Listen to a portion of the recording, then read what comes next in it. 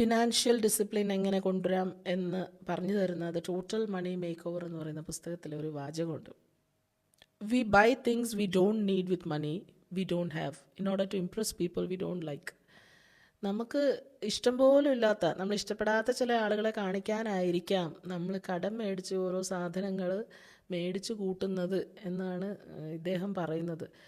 അതുപോലെ തന്നെ മറ്റൊരു കാര്യം, ഈ പുസ്തകത്തിൽ മറ്റൊരു സ്ഥലത്ത് വായിച്ചൊരു വരിയാണ്, നമ്മൾ ആരും മെജോറിറ്റി ഓഫ് ആൾക്കാരുടെ കാര്യമായിരിക്കാം, ധനികരൊന്നും അല്ല, പക്ഷേ കുറേ കാശുള്ള ആളാണെന്ന് കാണിച്ചുകൊണ്ട് ഇങ്ങനെ ജീവിക്കുന്നതാണ് പ്രശ്നമെന്നും ഫിനാൻഷ്യൽ ഡിസിപ്ലിനിൽ അത്യാവശ്യം നമ്മൾ തന്നെ നമ്മുടെ സിറ്റുവേഷൻ എന്താണ് എന്ന് കൃത്യമായി മനസ്സിലാക്കുക, അത് ആക്സെപ്റ്റ് ചെയ്യുക എന്നുള്ളതാണ് മറ്റൊരു കാര്യം എന്ന് പറയുന്നു.